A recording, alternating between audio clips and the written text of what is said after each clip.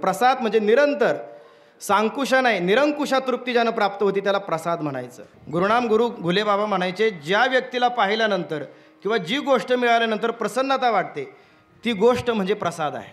काळ भैरवनाथ शब्दाचा अर्थ असा आहे, काळ म्हणजे यम काळ, भय शब्दाचा अर्थ आहे भीती, आणि रव म्हणजे रक्षण करणारा. काळाच्या भीतीपासून रक्षण करणारी देवता म्हणजे काळ भैरवनाथ आहे. श्री नारायण जय नारायण जय जय नारायण नारायण. तुझी संगती झाली आमुची निश्चिंती, नाही देखील ते मिळे भोग सुखाचे सोहळे. घरी ताकाचे सरोवर, घरी ताकाचे सरोवर, येथे नवनीताचे पूर, नाही देखील ते मिळे भोग सुखाचे सोहळे. तुका म्हणे आता, तुका म्हणे आता आम्ही नवजो दवडिता, नाही देखील ते मिळे भोग सुखाचे सोहळे. प्रस्तुत प्राप्त प्रसंगी संप्राप्त स्थळी कीर्तनरूपी सेवेकरता अर्थात निरूपणाकरता निवडलेला अभंग. महान भगवतभक्त देहोनिवासी वैराग्याचे मूर्तिमंत पुतळे, वारकरी संप्रदायाच्या संत परंपरेमध्ये कलशस्थानी असे विराजमान असणारे श्रीमंत श्री जगद्गुरू तुकोबाराय यांच्या संपूर्ण विश्वाला चंद्रभागा मातेप्रमाणे पावन आणि पुलकित करणाऱ्या अभंग संहितेतील अर्थात त्यांच्या गाथ्यातील देवाशी संबंध आल्यानंतर त्या व्यक्तीच्या जीवनामध्ये काय परिणाम होतो तो परिणाम श्री तुकोबाराय एका गोपाळाच्या भूमिकेमध्ये जाऊन सांगताय. तुझी संगती झाली आमुची निश्चिंती. तो गोपाळ कृष्णापुढे उभा आहे, कृष्णाला म्हणतो, हे कृष्णा, तुझ्या संगतीमध्ये आल्यामुळं काय झालं माहिती आहे का? आमचं जीवन चिंतारहित झालं, आमच्या जीवनातून चिंता निघून गेली, झाली आमची निश्चिंती. अजून काय झालं? अरे जे सुख आम्ही कधी कल्पिले नव्हते, ज्या भोगाची आम्ही स्वप्नामध्ये सुद्धा कल्पना केली नव्हती, जे सोहळे आम्ही कधी अनुमानसुद्धा लावला नव्हता, ते सगळे सोहळे, ते सगळे सुख, ते सगळं भोग तुझ्या संगतीमध्ये आल्यामुळे आम्हाला पाहायला मिळालं. नाही देखील ते मिळे भोग सुखाचे सोहळे. अरे आत्तापर्यंत आम्ही जिथं होतो, ज्या संसारामध्ये होतो, ज्या घरी होतो, तिथं काहीच नव्हतं. ताक होतं तिथं, ताक म्हणजे आसार, ज्याच्यामध्ये काहीच ताकद नाही असं ताक तिथं होतं. घरी ताकाचे सरोवर, पण इथं आल्यामुळं मात्र येथे नवनीताचे पूर. नवनीत म्हणजे लोणी, लुसलुसीत सुख असं या ठिकाणी आम्हाला मिळते. येथे नवनीताचे पूर. त्यामुळे देवा, आता आम्हाला कोणीही मागं जरी बोलवलं, नवे नवे इथून आम्हाला कोणी ढकलून जरी दिलं, तरी आता आम्ही इथून आता जाणार नाही, तुझ्या चरणापासून आता आम्ही लांब जाणार नाही. तुका म्हणे आता आम्ही नवजो दवडिता, का नाही देखील ते मिळे भोग सुखाचे सोहळे. असा या अभंगाचा सरळ सरळ भावार्थ आहे. अनंत कृपा विभूषित अकारण करुणावरुणालय भक्त काम भक्त वत्सल दीनबंधू भगवान श्री पंढरीनाथाच्या असीम कृपेद्वारा विश्वमावली साधकांचे मायबाप विठोबाचे प्राणसखे कैवल्य साम्राज्य चक्रवर्ती अलंकापूर पीठाधीश्वर श्री ज्ञानोबाराय, पंचमवेद निर्माते, पंचम पुरुषार्थ साध्य करणारे, जगाचा संसार सुखाचा करण्याकरता आपल्या संसाराची राखरांगोळी करणारे श्रीमंत श्री जगद्गुरू तुकोबाराय आदी करून सकल संतांच्या विशेष आशीर्वादाद्वारे या पवित्र भूमीची अधिष्ठान देवता श्री कालभैरवनाथ यांच्या जयंतीच्या महोत्सवानिमित्त गेल्या 7 दिवसापासून आपण श्री भागवत ज्ञानयज्ञ सोहळा ऐकत आहोत. त्या सोहळ्याची सांगता वारकरी संप्रदायाच्या नियमाप्रमाणे काल्याच्या कीर्तनानं आपण करत आहोत. या सेवेकरता उपस्थित सर्व वारकरी संप्रदायातील गुणीजन मंडळी, मुळशी तालुक्यालाच नव्हे तर वारकरी संप्रदायाला लाभलेले हे सर्व रत्न, सोमनाथ महाराज असतील, मयूर महाराज असतील, स्वामी महाराज, मयूर महाराज, गराडे महाराज, हे सगळेच रत्न, या सगळ्यांच्या उपस्थितीमध्ये, आपणा सर्वांच्या मातापितांच्या उपस्थितीमध्ये ही सेवा भगवंताच्या चरणामध्ये समर्पित करण्याचा माझा प्रयत्न राहील. सेवेला सुरुवात करण्यापूर्वी तुमच्या सर्वांच्या चरणावरती विनम्र भावाने अभिवादन करतो. काला म्हणजे प्रसादाचा दिवस, शेतकऱ्याच्या दृष्टीनं सुगीचा दिवस, नोकरीदाराच्या दृष्टीनं पगाराचा दिवस आणि पारमार्थिकाच्या दृष्टीने प्रसादाचा दिवस. आज प्रसाद मिळतो. 7 दिवसामध्ये आपल्याकडून जी काही सेवा घडली असेल त्या सेवेच्या बदल्यामध्ये भगवान आपल्याला काहीतरी प्रसाद देणार आहे. हे प्रसादाचं कीर्तन आहे. प्रसाद म्हणजे काय? ज्यांना आपल्याला प्रसन्नता प्राप्त होती त्याला प्रसाद म्हणावं. गुरुनाम गुरु घुले बाबा म्हणायचे, ज्या व्यक्तीला पाहिल्यानंतर किंवा जी गोष्ट मिळाल्यानंतर प्रसन्नता वाटते ती गोष्ट म्हणजे प्रसाद आहे. एखादी गोष्ट खाल्यानंतर तात्पुरती प्रसन्नता वाटते, पण नंतर त्या गोष्टीचा कंटाळा येतो.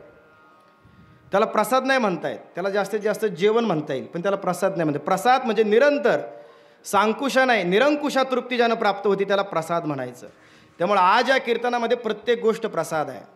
आता काही वेळानंतर ही हंडी फोडली जाणार आहे, दुपारी 3-4 वाजता ती फोडली जाणार आहे. चालेल का? तुम्हाला चालेल, पण मला नाही चालायचं. काही वेळानंतर ती फोडली जाणार आहे, त्या हंडीचे निघणारे खापरं ते घेण्याकरता सगळ्यांची धावपळ उडणार आहे. आता एरवी ते खापरं स्मशानामध्ये कितीही पडलेले असतात, पण तिथं कोणी वेचायला जात नाही. पण ती हंडी इथं आल्यामुळं त्या हंडीला प्रसाद रूपता आली, त्याला प्रसाद म्हणतात. त्याच्यामध्ये आलेली दही लाही त्यालाही प्रसाद म्हणतात. नवे नवे इथं पडलेली माती, ती मातीसुद्धा प्रसाद आहे. तिथली माती आपण प्रसाद जरी नसून म्हणत तरी भगवान शंकर चरणीची रज वंदीश्वळ पाणी, स्वतः भगवान शंकर इथली माती घेण्याकरता येतात. इथं प्रत्येक गोष्ट प्रसाद आहे. फक्त मंडपाच्या बाहेर काढलेल्या चपला तेवढ्या प्रसाद नाही आहेत, नाही तर माणसाला प्रसाद येऊन घेऊन जातो. प्रत्येक गोष्ट प्रसाद आहे आणि तो प्रसाद मिळण्याकरता काहीतरी प्रक्रिया आहे. प्रसाद घेण्याकरता 4 गोष्टीमधून जावं लागतं. पहिल्यांदा पुरुषार्थ करावा लागतो, पुरुषार्थ करून जमत नाही, त्यानंतर प्रयत्न करावे लागतात, त्यानंतर प्रार्थना करावी लागते आणि मग प्रतीक्षा म्हणजे वाट पाहावी लागते. मी जवळजवळ पासून 4 शब्द सांगितले. पुरुषार्थ, प्रयत्न, प्रार्थना आणि प्रतीक्षा या 4 गोष्टी झाल्यानंतर प्रसाद मिळतो. पुरुषार्थ करावा लागतो. पुरुषार्थ म्हणजे त्याग करावा लागतो, काही गोष्टी सोडाव्या लागतात. हो, काही गोष्टी सोडल्याशिवाय त्या गोष्टीला पुरुषार्थ म्हणत नाही. पुरुषार्थ म्हणजे काय? जे जगाला जमतं ते आपण करणं, याला पुरुषार्थ नाही म्हणत. जे कोणाला जमत नाही ते आपण करून दाखवणं, याला पुरुषार्थ म्हणतात. याला पुरुषार्थ म्हणतात. गुरुनाम गुरु वैद्य बाबा मृदंग शिकवायचे, पखावज. ते पखावज शिकवत असताना त्यांचा तिरकीट तक्ता इतका स्पष्ट वाजायचा, जेवढं त्याला स्पीड असायचं तेवढी त्याला लय असायची, तेवढीच त्याच्यामध्ये स्पष्टता असायची. एका विद्यार्थ्याने विचारलं, बाबा इतकं लय आणि इतकी स्पष्टता कशी काय? तर बाबांचं वाक्य असायचं, बुवा फुकट नाही, त्याकरता घासावी लागते. इथं कोणतीच गोष्ट फुकट मिळत नाही. आपल्याला वाटतं दुसऱ्याला फुकट मिळालं, पण कोणालाच इथं काहीच फुकट मिळत नाही. मग त्याच्यामागं काहीतरी पुरुषार्थ म्हणजे त्याग असतोच, त्याग करावा लागतो. बा हे वाजवतात म्हणजे सहज नाही. एवढ्या थंडीच्या महिन्यामध्ये सकाळी पहाटे 4 वाजता उठून बोटं मोडेपर्यंत, बोटाला फोड येईपर्यंत प्रॅक्टिस करावी लागते. हे गायन करतात म्हणजे सहज नाही. त्याकरता कितीतरी तासन-तास एक राग आळवावा लागतो, त्यावेळी त्याला गायन जमतं. प्रत्येक गोष्टीला घासावी लागते म्हणजे मेहनत आहे, पुरुषार्थ करावा लागतो. तो पुरुषार्थ केला. तुकोबारा म्हणतात, काय पुरुषार्थ केला? तुका म्हणे, शूर झालो, बाहेर आलो, संसारा. आम्ही पुरुषार्थ केला काय? अरे जगाला संसार सोडीशी वाटत नाही, पण आम्ही संसार सोडला, हा आमचा पुरुषार्थ आहे. संसारावर आम्ही पाणी दिलं, हा आमचा पुरुषार्थ आहे. हा पुरुषार्थ करावा लागतो. बरं, केवळ पुरुषार्थ करून जमत नाही महाराज, पुरुषार्थानंतर प्रयत्नही करावे लागतात. प्रयत्न करावे लागतात. किती करावे लागतात त्याला काही मर्यादा नाही. 1 जन्म, किती जन्म याची काही मर्यादा नाही. कितीही जन्म प्रयत्न करावे लागतात. गोकुळामधला प्रसंग आहे. भगवान कृष्ण सकाळपासूनच रडतायत. का बरं माझं बाळ रडतंय? म्हणून यशोदा माता बाळाला समजावते. रडते माझे बाळ लाले, समजावे तारा.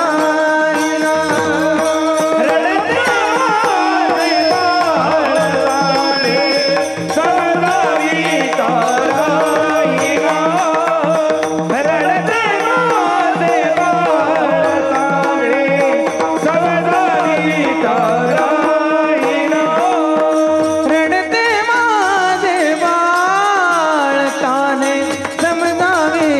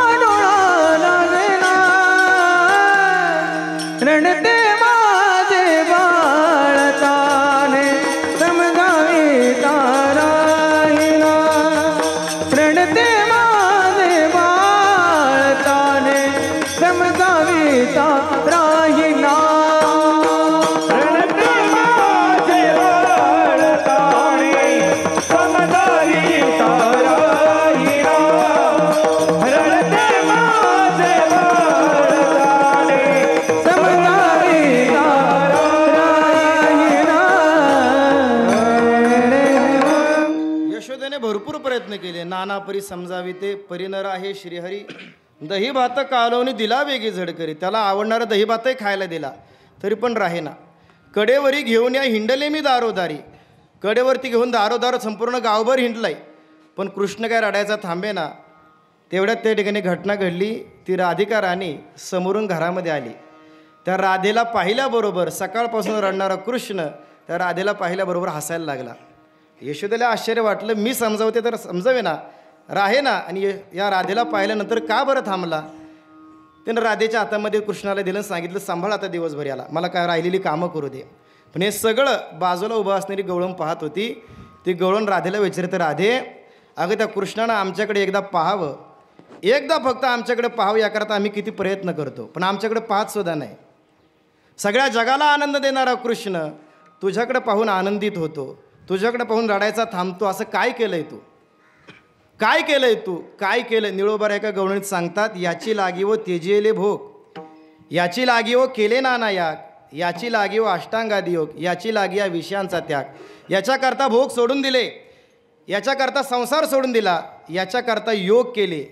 किती केले, एक दिवस नाही, एक महिना नाही, एक वर्ष नाही, एक जन्म नाही, जन्मजन्मांतरी जन्मजन्मांतरी केलेले आहेत. हो, मागा बहुता जन्मी हेच करिता आलो आम्ही, किंवा जन्मोजन्मी आम्ही बहुपुण्य केले.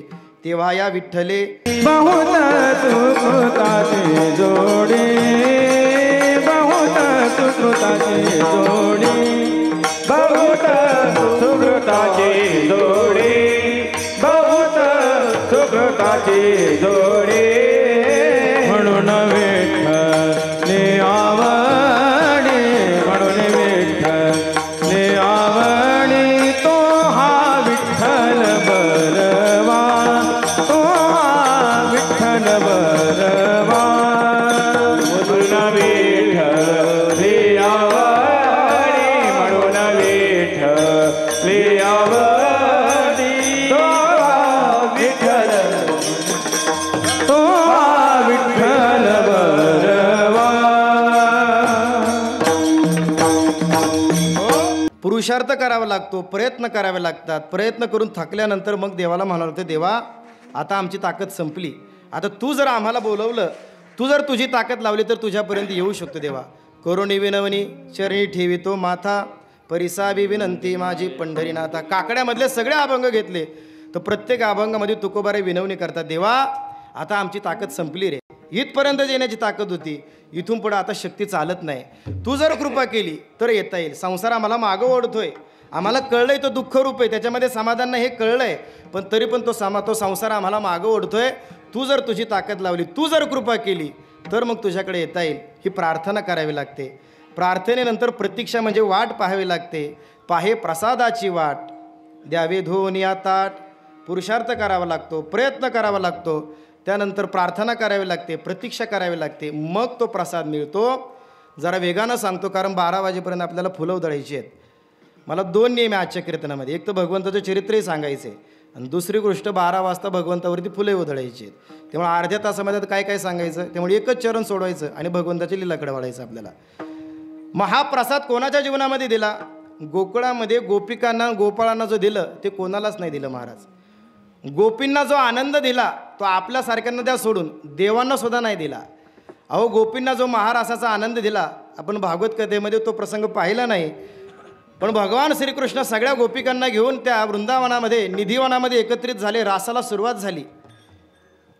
तो रास सुरू झालेला हे भगवंताला कळलं, महादेवांना वाटलं या सोहळ्यामध्ये मी सुद्धा सम्मिलित झालं पाहिजे, मी सुद्धा या सोहळ्यामध्ये गेलं पाहिजे. म्हणून स्वतः महादेव आपला कैलास पर्वत सोडून त्या ठिकाणी वृंदावनामध्ये आले. त्या निधिवनाच्या द्वारावरती आल्याबरोबर त्या ठिकाणी एक ललिता नावाची गोपिका आहे, त्या गोपिकेनं महादेवांना अडवलं. म्हणले आत नाही जाऊ शकत तुम्ही. महादेव म्हणले का, ऐसा सांडोनी सोहळा मी का पडेन निराळा, या सोहळ्यामध्ये येण्याकरता मी माझा कैलास पर्वत सोडलाय, मी का आतमध्ये जाऊ शकत नाही. तिने सांगितलं आतमध्ये हजारो गोपिका आहेत, पण त्या गोपिकांबरोबर रास खेळणारा पुरुष मात्र केवळ कृष्णच आहे. तुम्ही पुरुष वेशामध्ये आलेला आहात म्हणून तुम्हाला आतमध्ये जाता नाही येणार. मग काय करू, तुम्ही गोपी झाले तर तुम्हाला आतमध्ये जाता येईल. महादेवांनी गोपीचं रूप घेतलं, मग आतमध्ये जाता आलं. आजही वृंदावनामध्ये आपण जर गेलो तर महादेवाचं गोपेश्वर नावाचं मंदिर आहे. की एकच मंदिर आहे की त्या ठिकाणी महादेवाला बेल नाही वाहिला जात, भस्म नाही वाहिला जात, तिथं महादेवाला साडी आणि बांगड्या वाहिल्या जातात. का सांगायचे? गोपींना जे दिलं ते कोणालाच नाही दिलं आणि गोपाळांना जे दिलं तेही कोणाला नाही दिलं महाराज. गोपाळांना जो काला दिला तो इंद्रादिक देवांना सुद्धा नाही दिला. काय केलं गोपाळांनी याच्याकरता? गोपाळांनी सांगितलं काम सारोणी सकळ अवघे मिळाले गोपाळ काम सारोणी. आमच्या सगळ्या इच्छा संपवल्या. गोपाळाने आपण सगळे सारखेच आहोत. आपणही सुखाकरता धडपड करतोय, गोपाळही सुखाकरताच धडपड करत होते. इथं जन्माला आलेला प्रत्येक माणूस जन्मल्यापासून मरेपर्यंत, उठल्यापासून झोपेपर्यंत उचललेला प्रत्येक पाऊल पुढे टाकतो. कशा करता? सुखाकरता. मला सुख मिळावं. हो, गायक गायन करत असेल, वाजवणारा वादन करत असेल, ऐकणारे ऐकत असेल, कशा करता? केवळ सुखाकरता. वारी करणारा वारकरी वारी करतो, कशा करता? मला सुख मिळावं. चोरी करणारा चोर चोरी करतो, कशा करता?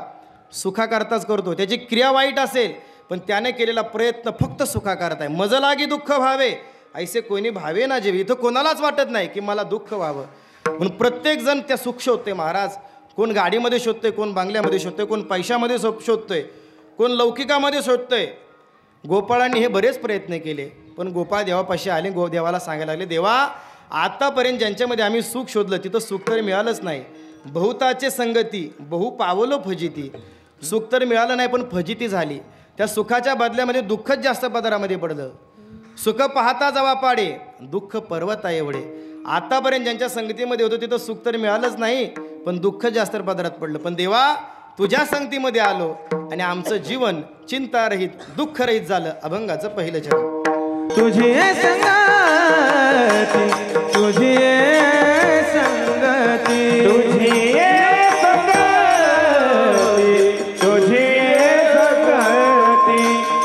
तुझी संगती तुझी संगती झाली आमची निस्यती झाली आमची निस्यती नाही रे नाही रे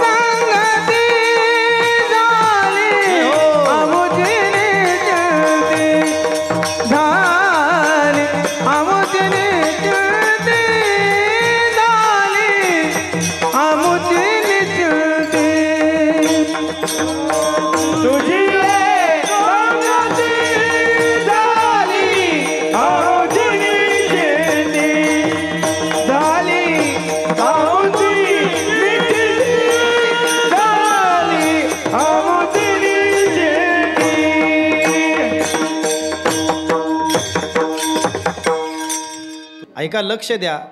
आता आपण जर वर्तमान कालामध्ये सगळ्या लोकांचं परीक्षण केलं तर प्रत्येकाकडे मूलभूत गरजा सगळ्यांकडे आहेच. काय लागतं माणसाला जगण्याकरता? अन्न, वस्त्र, निवारा आणि बारीक किंवा मोठ्या पिनचा चार्जर. बरोबर का? अन्न लागतंय, वस्त्र लागतंय, निवारा. जगण्याकरता काय लागते? जगण्याकरता 3 गोष्टी लागतात. अन्न जर पाहायला गेलं तर महाराज मला नाही वाटत आता कोणी अन्न वाचून मरत असेल म्हणून.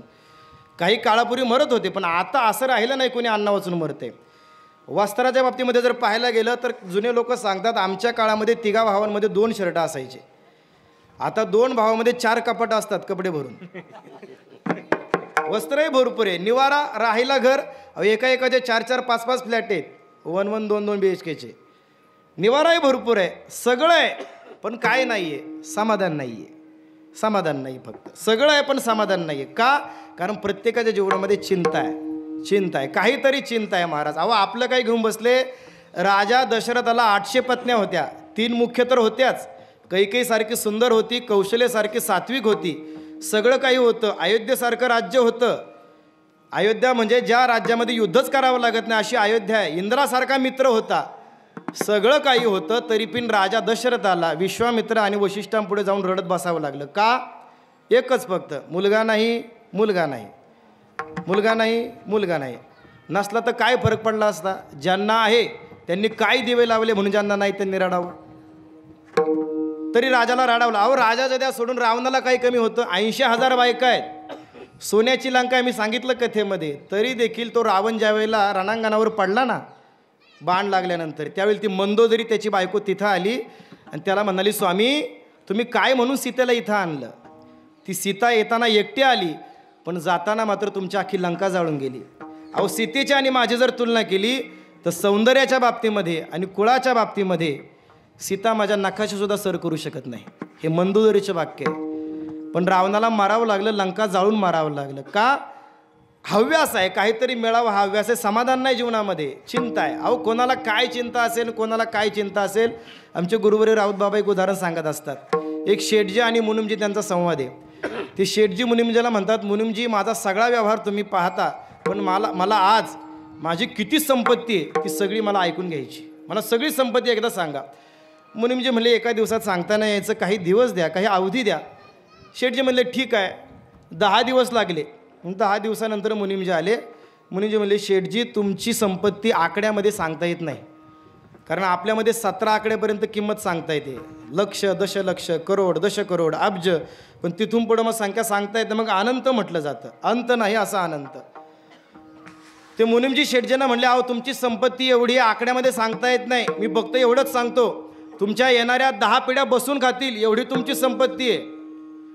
मुनिमजींना वाटलं एवढं ऐकल्यानंतर शेठजी खुश होतील, पण शेठजीचं तोंड पडलेलंच आहे. का बरं? मुनिमजींना वाटलं ऐकाय गेलं का नाही. ते म्हणले अहो तुमची संपत्ती एवढी की 10 पिढ्या बसून खातील. शेठजी म्हणले कळलं मला. अहो मग तुमचं तोंड का पडलंय? अहो 10 पिढ्या बसून खातील ठीक आहे, पण 11व्या पिढीने काय करायचं? म्हणजे कोणाला काय चिंता असेल हे सांगता येत नाही. ज्याची जेवढी लायकी, जेवढीची जेवढी पात्रता त्याची तेवढी चिंता आहे महाराज. चिंता प्रत्येकाच्या जीवनामध्ये आहे. पण भगवंताबरोबर गेलेले गोपाळ म्हणतात आमच्या जीवनामध्ये चिंता नाही. का? कारण तुझ्या संगतीमध्ये आलो, आता चिंता रहित जीवन झालं. आता फक्त आमच्या जीवनामध्ये भोग आहे, आनंद आहे, सुख आहे. अभंगाचं दुसरं चरण. नाही देखिले ते मिळे, नाही देखिले मिळे, नाही देखिले ते मिळे,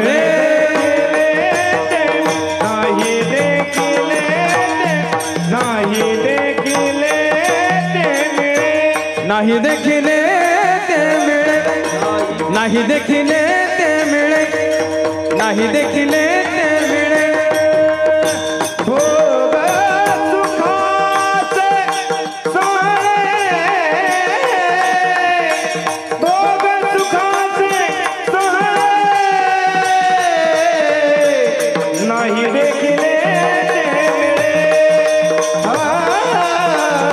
नाही देखिले ते मिळे. भोग सुखाचे भोग सुखाचे सोहळे,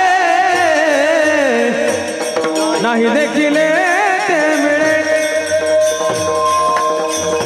नाही देखिले ते मिळे, नाही देखिले ते मिळे. भोग सुखाचे सोहळे, भोग सुखाचे सोहळे, भोग सुखाचे सोहळे, नाही देखिले ते मिळे. भोग सुखाचे सोहळे, भोग सुखाचे सोहळे, भोग सुखाचे सोहळे.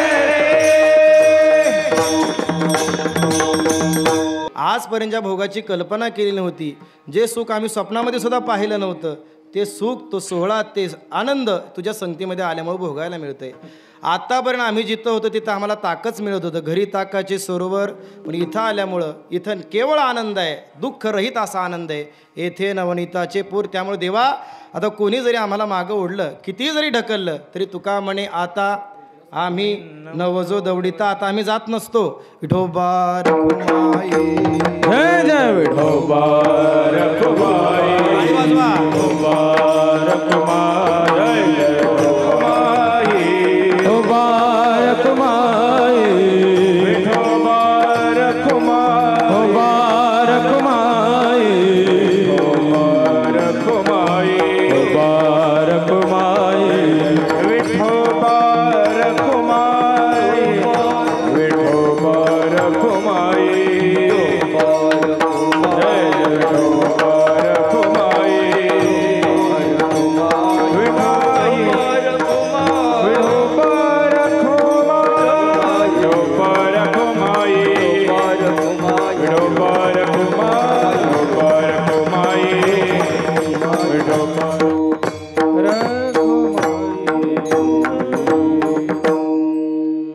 कीर्तनाचा मुख्य विषय काल्याचा प्रसंग सांगितला पाहिजे, कारण संतांनी दंडकच सांगितला, चरित्र ते उच्चारावे केले देवे गोकुळी, देवानं गोकुळामध्ये केलेलं चरित्र उच्चारावं. ऐका, कथेमध्ये आपण ऐकलं असेल की देवाचं चरित्र 3 ठिकाणी घडलं. पहिलं घडलं गोकुळामध्ये, दुसरं घडलं मथुरेमध्ये आणि तिसरं घडलं द्वारकेमध्ये. सगळ्यांनी ऐकलेलं आहे. गोकुळामध्ये लीला केल्या, मथुरेमध्ये मामाला मारलं आणि द्वारकेमध्ये लग्न केले. कालच पाहिलं ना आपण. असं 3 ठिकाणी भगवंताचं चरित्र घडलं, पण त्यापैकी फक्त गोकुळामध्ये केलेलं चरित्र वर्णन करावं. असं का? दंडक सांगितला गोकुळातलं चरित्र सांगावं, पण किती सांगावं असं नाही सांगितलं. चरित्र ते उच्चारावे, फक्त उच्चारावे, विस्तार नाही करावा. थोडं सांगावं, 12पर्यंत सोडून द्यावं. का बरं गोकुळातलं चरित्र सांगावं? पहिली गोष्ट आहे, या कीर्तनामध्ये सुरुवातीलाच सांगितलं की प्रसादाचं कीर्तन आहे, प्रसाद प्राप्त करून घ्यायचा आहे. मग ज्याच्याकडून प्रसाद घ्यायचा आहे त्याला आधी प्रसन्न करावं लागतं. ज्ञानोबारांनी सांगितले, आता विश्वात्मके देवे येणे वाग्यज्ञ तोषावे, तोषोनी मज द्यावे पसाय दाने. मला प्रसाद द्या, पण कसा द्या? तोषोनी द्या. तुम्ही संतुष्ट व्हा मग मला द्या. का? कारण संतुष्ट झाल्यानंतर दिलेला प्रसाद तो फलीभूत होत असतो. अव्यवस्थित चित्तानाम प्रसादोपी भयंकर, शास्त्र सांगते. ज्याचं चित्त अव्यवस्थित आहे, चित्तामध्ये समाधान नाही, त्या व्यक्तीने दिलेला प्रसाद सुद्धा भयंकर असतो. म्हणून देवाला संतुष्ट करायचं आहे तर देवाला आवडतं चरित्र सांगितलं पाहिजे. देवाचं आवडतं चरित्र हे गोकुळातलं चरित्र आहे. हा पहिला मुद्दा. आणि दुसरा मुद्दा, काल्याचं कीर्तन म्हणजे काला हा रस आहे. तो रस निर्माण करण्याकरता काव्यशास्त्रामध्ये असा नियम आहे, उद्दीपन भाव आणि विलंबन भाव हे 2 भाव लागतात. आलंबन भाव आणि उद्दीपन भाव. थोडक्यात सांगतो, एकच कीर्तन आहे. इथं जर मी कीर्तन केलं, सिस्टीम नसताना, गायक नसताना, चांगले वादक नसताना, आज आहेत नसताना सुद्धा ते कीर्तन खूप चांगलं होतं, कारण भगवंत आहे, खूप चांगलं होतं. पण तेच कीर्तन शक्यतो तेच असतं, तोच अभंग दुसरीकडे घेऊन गेलं, त्याच पद्धतीने जरी केलं तरी कीर्तन तेवढं रंगत नाही. का? कारण आलंबन भाव तो आहे, पण उद्दीपन भाव तो नसतो. तसं भगवान श्रीकृष्ण गोकुळामध्ये सुद्धा आहेत, मथुरेत सुद्धा आहेत आणि द्वारकेमध्ये सुद्धा आहेत. म्हणजे आलंबन भाव सगळीकडे आहे, पण उद्दीपन भाव असणाऱ्या गोपिका आणि गोपाळ हे फक्त गोकुळातच आहे. म्हणून मथुरेतलं आणि द्वारकेतलं सांगू नये, फक्त गोकुळातलं सांगावं. भगवान मथुरेमध्ये जन्माला आले, कारागृहामध्ये जन्माला आले. भगवंतानं नंदाच्या कानामध्ये सांगितलं की, आपलं वसुदेवाच्या कानामध्ये सांगितलं, नंदाच्या घराला मजने गोकुळाला. नंदाच्या कानामध्ये का सांगितलं? याचा भाव एवढाच आहे की भगवंताला वाटत होतं की हे देवकीनं ऐकू नये. का? कारण देवाला माहिती आहे बाईच्या तोंडामध्ये तीळ भिजत नाही. कंसाने जर अत्याचार केला ते सांगून टाकेन कंसाला की माझा मुलगा जिवंत आहे तिकडं. म्हणून त्यानं भगवंतानं आपल्या वसुदेवाच्या कानामध्ये सांगितलं. वसुदेवानं भगवंताला उचललेला कमळापतीन पायीची बंधने गळते. भगवंताला उचलल्याबरोबर वसुदेवाच्या हातापायातली बंधनं गळून गेली. का? कारण ज्याच्या जीवनामध्ये देव उच्चस्थानी आहे, पहिल्या क्रमांकाला देव आहे, त्याच्या जीवनामध्ये त्याला कोणती बंधनं राहत नाही. हा त्याच्यामधला भाव आहे. भगवंताला घेऊन त्या ठिकाणी निघाले. बाहेर धोधो पाऊस चाललेला आहे. यमुनेच्या काठाला आले. यमुना दुथडी भरून वाहते, पूर आलेला आहे. विचार केला, यमुनेमध्ये गेलो तरी मरण आहे, मागं गेलं तरी मरण आहे, पण मागं जाऊन राक्षसाच्या हातानं मारण्यापेक्षा या तीर्थामध्ये जीव गेलेला काय वाईट आहे. म्हणून धाडस केलं आणि यमुनेमध्ये प्रवेश केला. यमुनेचं पाणी पायाचं पाणी गुडघ्यापर्यंत आलं, गुडघ्याचं पाणी छातीपर्यंत, छातीचं पाणी कानापर्यंत आलं. कानापर्यंत पाणी आल्याबरोबर भगवंताने आपले पाय बाहेर काढले. त्या पायाचा स्पर्श झाल्याबरोबर यमुना दुभंग पावली आणि वसुदेवाला वाट करून दिली. ऐका, एवढाच प्रसंग मी सांगणार आहे. या प्रसंगामध्ये 3 भाव आहेत. का बरं यमुना वाढत गेली? का बरं भगवंताने यमुनेला स्पर्श केला आणि स्पर्श केल्याबरोबर यमुना का दुभंग पावली? यामध्ये 3 भाव आहेत. पहिला भाव असा आहे की ही यमुना म्हणजे भगवंताची सासू लागते. ऐका बरं, भगवंताचा सासरा कोण आहे? पहिल्यांदा भगवंताची बायको कोणी सांगा? नाही माहिती. लक्ष्मी ही भगवंताची बायको आहे. लक्ष्मी कुठं उत्पन्न झाली? आपण पाहिलं समुद्र मंथनातून, म्हणजे समुद्रातून उत्पन्न झाली. म्हणजे लक्ष्मीचे वडील कोण? समुद्र. आणि समुद्राला मिळणारी प्रत्येक नदी ही समुद्राची पत्नी असते, बरोबर? मग यमुना जर समुद्राला मिळते, समुद्र हा भगवंताचा सासरा. मग सासऱ्याची बायको कोण सांगा? की ब्रह्मचारीत का काय सगळी? सासू आहे का नाही? सासू आहे. मग पूर्वीच्या काळी असं होतं की सासूला जावयाचं तोंड पाहता येत नव्हतं जास्त. म्हणजे पूर्वीचे जावे खूप वाईट दिसायचे असं नव्हतं, पण काही मर्यादा होत्या, नियम होते, पाहता येत नव्हतं. तर यमुनेला वाटलं की माझा जावई येतोय, लहान असला म्हणून काय झालं, पाहिलं पाहिजे म्हणून यमुना जावयाला पाहण्याकरता वर येते. ती वर येत असताना भगवंतानं सांगितलं जावई लहान असो किंवा मोठा असो तोंड पाहायचं नाही म्हणजे नाही पाहायचं. म्हणून भगवंताने पाय बाहेर काढला, पाय पहा आणि समाधान मान. यामध्ये एक भाव असा आहे की भगवान सांगतायत की माझं तोंड पाहण्यामध्ये तुमची सार्थकता नाही आहे, माझे पाय पाहण्यामध्ये तुमच्या जीवनाची सार्थकता आहे. कल्याण तुमचं माझं पाय पाहण्यामध्ये. देखिले तुमचे तोंड निवांत राहिले मन, असं आहे का? देखिले तुमचे चरण आणि निवांत राहिले मन. देवाचे चरण पाहण्यामध्ये आपल्या जीवनाची सार्थकता आहे. म्हणून भगवान केवळ यमुनेला आपला पाय दाखवत आहेत. विठ्ठल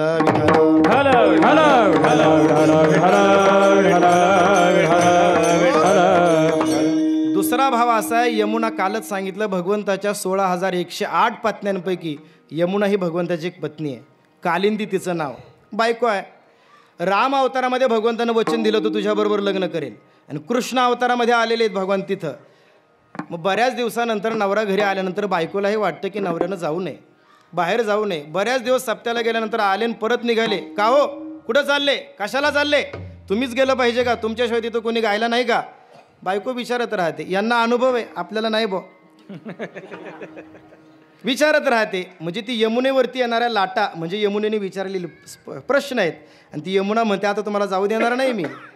भगवंताला वाटलं आता ही काय आपल्याला जाऊ देत नाही, काय करावं, हिने सोडलं नाही तर पुढं जाता नाही यायचं. आपलीच बायको आपल्या बापाला मारायला निघाली. म्हणून भगवंतानं काय केलं, भगवंताला माहिती आहे बायको त्याच वेळेला नवऱ्याला बाहेर जाऊ देते. कधी, जर बायकोची सख्खी बहीण किंवा तिची जवळची मैत्रीण जर घरी आली तर मात्र ती नवऱ्याला घरी थांबू देत नाही. हसू नका, दुसरीकडे नका जाऊ, भलता विचार नका करू, फक्त तिला गप्पा मारायच्या असतात, तिच्या संसाराचं ऐकून घ्यायचं असतं, आपलं दुःख तिला सांगायचं असतं, तिचं दुःख ऐकून घ्यायचं असतं. याकरता एकांत पाहिजे. म्हणून तिला असं वाटतं की नवऱ्यानं घरी थांबू नये. मग यमुनेची बहीण कोण आहे? यमुनेची बहीण आहे गंगा. गंगा, यमुना, सरस्वती तिघी बहिणी आहे. आणि त्या गंगेचा जन्म भगवंताच्या पायातून झालेला आहे. भीमा आणि चंद्रभागा तुझ्या चरणीच्या गंगा, किंवा चरणी जन्मली पै गंगा तुकोबाऱ्या सांगतात. त्याच्या चरणामधून गंगेचा त्या ठिकाणी उद्गम आहे. म्हणून भगवंताने पाय बाहेर काढला, त्या पायामधून ती गंगा यमुनेला भेटली. यमुना म्हणते अगं गंगे किती दिवसांनी भेटली? इतक्या दिवसांनी भेटली, नेमकी तू आली आणि यांना सुद्धा आजच यायचं होतं, पण थांब यांना आताच बाहेर काढून देते मग आपण गप्पा मारू. म्हणून यमुना दुभंग पावली. पहिला भाव सासू लागते, दुसरा भाव बायको लागते, आणि तिसरा भाव खूप सोपा आहे की ज्या वेळेला आपल्या घरी संत येतात किंवा भगवान येतात त्या भगवंताला, देवाला, संताला आपलं सुख आणि दुःख सांगावं. जगाला आपलं सुखदुःख सांगण्यामध्ये काही अर्थ नाही महाराज. जगाला सुख सांगत बसलो तर जग आपला मत्सर करेल, आपल्यावर जळेल. आणि जरा आपलं दुःख सांगायला लागलं तर जग फार फार तर आपल्यावर हसेल. जगाला सुखदुःख सांगू नये. मग सुखदुःख कोणाला सांगावे? संताला आणि देवांना सांगावं. आपलं हृदगत एकांतामध्ये भगवंतापुढे व्यक्त करावं. यमुनेच्या मनामध्ये सल आहे, दुःख आहे. काय दुःख आहे? यमुनेच्या पोटामध्ये त्या ठिकाणी काल्या नावाचा साप आहे. तो काल्या साप असल्यामुळे यमुनेचं पाणी कोणीच ग्रहण करत नाही. म्हणून यमुनेला ते दुःख आहे. यमुना ते भगवंताला सांगण्याकरता निघाली. जात असताना ती त्याच्या छातीपर्यंत गेली, वसुदेवाच्या कानापर्यंत आली. मग मात्र तिच्या मनामध्ये प्रश्न आला, देवापर्यंत जाण्याकरता आपलं काय पुण्य आहे? पहिली गोष्ट पाहिलं तर आपल्या ठिकाणी कालियाना साप राहतो, म्हणजे आपल्याला वाईटाची संगती, आपण दोषी आहेत. भगवान आपल्याला स्वीकारेल का? दोषी व्यक्तीला भगवान स्वीकारू शकत नाही. पण दोषींना भगवंतानं जरी नाही स्वीकारलं तरी संत मात्र दोषींना स्वीकारतात. न पाहे याती कोळाचा विचार, भक्त करुणाकर ज्ञानाबाई. संत दोष पाहत नाहीत, देव दोष पाहिल पण संत कधी दोष पाहत नाही. मग संत कोण? जे आपल्या घरी देवाला घेऊन येतात त्यांना संत म्हणावं. देव घ्या कोणी, देव घ्या कोणी, आयता आला घर पुसोनी, हे सांगणारे संत आहेत. मग देवाला कोणी आणलंय? वसुदेवानं आणलंय. म्हणून वसुदेवाच्या कानापर्यंत यमुना गेली, कानामध्ये आपलं दुःख सांगितलं. वसुदेवाने ते दुःख भगवंतापर्यंत पोहोचवलं. भगवंताने लगेच पाय बाहेर काढला, सांगितलं काळजी करू नको, याच पायाने तुझं दुःख घालवतो. कारण भगवंतानं काल्या सापाचं जे मर्दन केलं ना, काल्या नागाचं, ते हातानं नाही केलं, पायानं केलं. भगवंतानं काल्या सापावरती नृत्य केलं आणि मग काल्याचं मर्दन केलं. मग ज्या साधनाने तुझं दुःख घालवणार आहे ते साधन यमुनेला दाखवलं. म्हणून यमुना दुभंग पावली. यानंतर भगवंताला त्या ठिकाणी यशोदेपुढे आणून ठेवलेले नीलमण्यासारखा दिसणारा भगवान, त्या ठिकाणी नंदाची बहीण सुनंदा सगळ्या गावभर सांगत सुटली, अरे यशोदेला पुत्र झाला, लाला भयो, आपल्या राजाला पुत्र झाला. सगळ्या गोकुळामध्ये आनंद आहे, सगळीकडे आनंदाचं वातावरण आहे.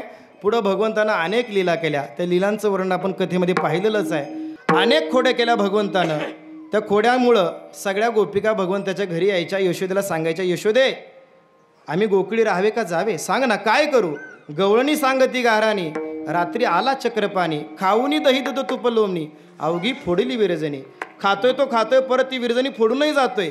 दुसरी आली धावत, म्हणे गे बाई काय केली मात, मुखासी मुख चुंबन देत, गळ्यामध्ये हात घालीत, अगं हा आमच्या सुनांबरोबर नाही नाही त्या थट्टा करतो. तिसरी आली धावणी, म्हणे गे बाई काय केली करणी, पतीची दाढी माझी वेणी, दोहीची गाठ देऊनी. माझ्या नवऱ्याची आणि माझ्या दाढी माझ्या वेणीची नवऱ्याच्या दाढीची गाठ मारली. सगळ्या गावभर माझी फजिती झाली. सांग यशोदे गोकुळात राहू का सांगू, सांग ना. यशोदेला ही गारणी ऐकल्यानंतर यशोदा भगवंताला म्हणते, कृष्णा खोडी टाकून दे रे. ऐशी ऐकता गाराणी, यशोदा नयनी आले पाणी, कृष्णा खोडी दे टाकूनी. बऱ्याच वेळा भगवंताची विनंती केली पण कृष्ण काय भगवान ऐकायला तयार नाही. अनेक शांत्या केल्या, अनेक ब्राह्मण बोलावले पण भगवंतानं खोडी काही टाकली नाही.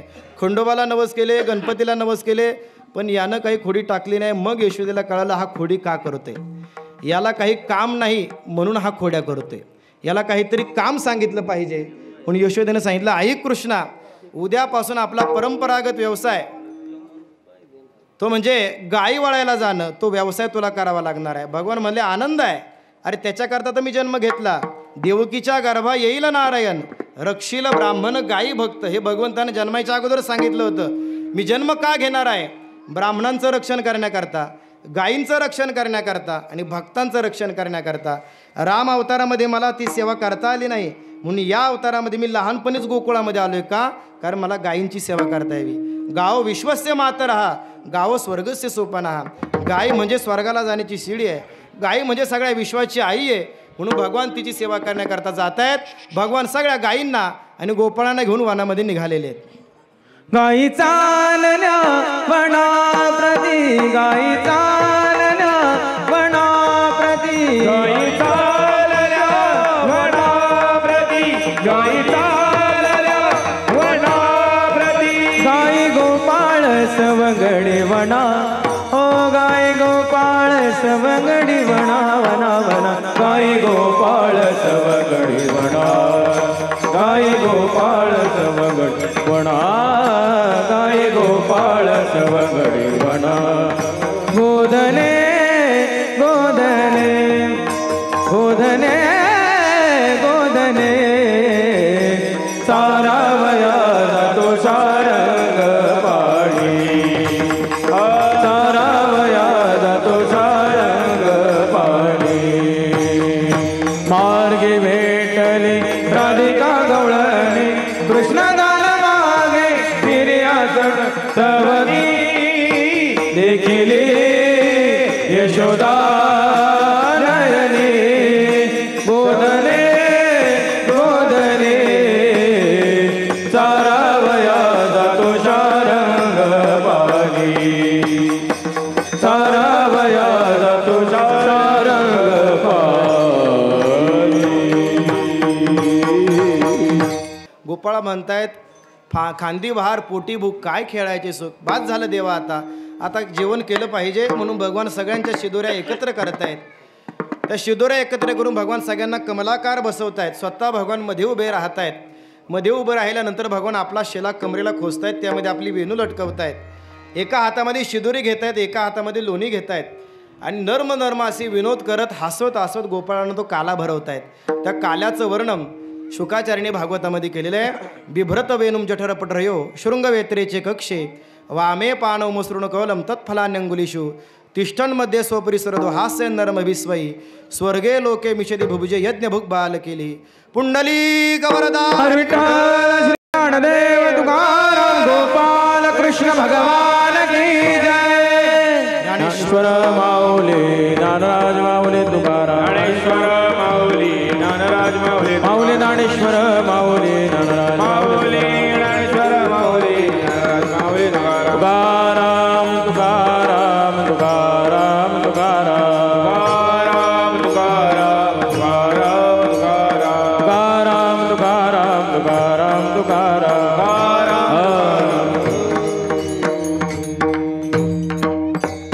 थोडक्यामध्ये अभंगाचं चिंतन आपण केलं आणि थोड्या वेळामध्ये चरित्र सांगितलं.